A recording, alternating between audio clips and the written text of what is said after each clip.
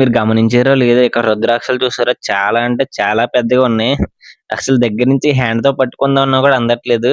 Guys మీరు correct గా observe చేస్తే మన శివయ్య స్టాట్యూ ముందు అయితే ఇక్కడ నందీశ్వరుడు కూడా ఉంటారు. లోపలైతే మీకు ఒక శివలింగం ఉంది. అది మన శివరాత్రి రోజునైతే ప్రాణ ప్రతిష్ఠ చేస్తారు. హాయ్ గాయ్స్, అందరూ ఎలా ఉన్నారు? వెనకాల చూస్తున్నారు కదా, కొత్తగా మన రీసెంట్ గా ద్వారపూడిలో కట్టిన ఆదియోగి స్టాట్యూ దగ్గరికి అయితే మనం వచ్చేసాం. ఈ రోజు మనకి దగ్గర రాజమండ్రి దగ్గరలో, రాజమండ్రి నుంచి ఒక 20 కిలోమీటర్ల దగ్గరలో అయితే ఉంటది.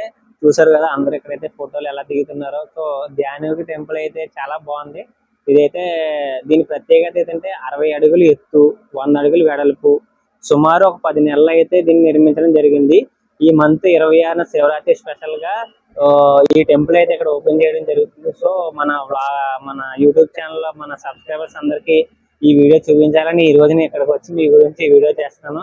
కొంచెం మీరు మన వీడియో చూసి కొంచెం మనకు లైక్ కొట్టి సబ్స్క్రైబ్ చేసి ఈ వీడియోని ఇంకో 10 మంది పంపితే చూడలేని వాళ్ళు కూడా చూస్తారు. నేనైతే లాస్ట్ టైం అయితే చెన్నై కోయంబత్తూరే తెలియను, అక్కడ కూడా ఆదియోగి స్టాట్యూ చూసాను. అక్కడికి ఇక్కడ కొంచెం డిఫరెన్స్ ఏంటంటే అక్కడైతే కొంచెం మీకు ప్లేస్ ఎక్కువ, చాలా పెద్దది.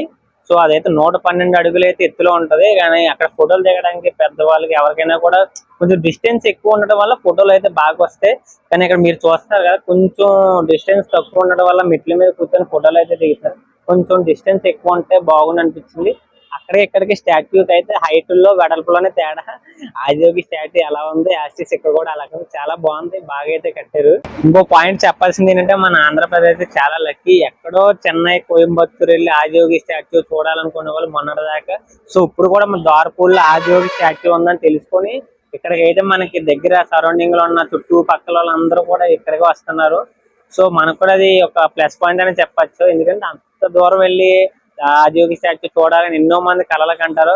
సో మనకు కూడా ఇక్కడ దగ్గరలో ద్వారపూడి దగ్గరలో కూడా ఇంత మంచి ఆదియోగి స్టాట్యూని అయితే ఇలాగ నిర్మించడం అయితే నాకు చాలా ఆనందంగా అనిపించింది. నాకే కాదు చుట్టుపక్కల ఉన్న వాళ్ళందరికీ కూడా శివుడి స్టాట్యూ కోయంబత్తూరులో చూసి అబ్బా నేను కూడా వెళ్తా బాగుండు అని చాలా మంది అనుకుంటారు. సో ఇక్కడ దగ్గరలో అయితే మనకి ఆదియోగి స్టాట్యూ కూడా కట్టారు కాబట్టి సో అందరు కూడా ఇక్కడ దగ్గరికి వచ్చి ఒకసారి జస్ట్ చూసి మీ అభిప్రాయం కూడా మనకు కామెంట్ చేయండి, మీరు కూడా చూస్తుంటే. మా ఓడైతే ఫోటోలు బాగా తీస్తారని చెప్పి ఫేమస్ అయిపోయాడు అనమాట. ఇక్కడ వచ్చి ఎలా పెడతారు, ఎలా పెడతారు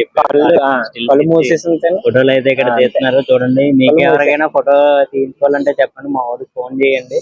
ఫోటోకి వచ్చి 10 రూపాయలు తీసుకుంటాడు. అది లేదు ఇందాక ఒక వచ్చి దిగారు కదా, ఇప్పుడైతే ఇంకోళ్ళు దిగారు. కొంచెం స్మైల్ ఇప్పుడు వచ్చి 20 రూపాయలు అయితే సంపాదించాడు. అది మీకు ఎలాంటి వీడియోలు ఏమైనా కావాలంటే వీడియోలు తీయాలంటే మా వాడికి అన్నీ కామెంట్ చేయండి, సూపర్ చేస్తాడు. గైస్ మీరు ఇక్కడ స్టాట్యూ బ్యాక్ సైడ్ చూసుకుంటే మీకు ఒక రూమ్ కింద ఉంటది.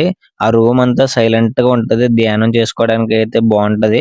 లోపల అయితే మీకు ఒక శివలింగం ఉంది. అది మన శివరాత్రి రోజునైతే ప్రాణ ప్రతిష్ఠ చేస్తారు. అలా రూమ్ లోంచి బయటకు వచ్చేటప్పటికి మనకి ప్రసాదం అయితే ఇచ్చారు. సరే మనం కూడా మార్నింగ్ వచ్చాం, టిఫిన్ కూడా చేయలేదని చెప్పేసి అయితే హ్యాపీగా కూర్చొని తినేస్తున్నాను నేను శివయ్య పక్కన కూర్చొని. ఎప్పుడైనా ఇక్కడికి వస్తే గమనించండి, ఇక్కడ శంకుస్థాపన ఎవరు చేయించారో వాళ్ళ పేర్లు అయితే ఇక్కడ ఉంటాయి రాయబడి. గైస్ మీరు గమనించారో లేదో ఇక్కడ రుద్రాక్షలు చూసారా చాలా అంటే చాలా పెద్దగా ఉన్నాయి.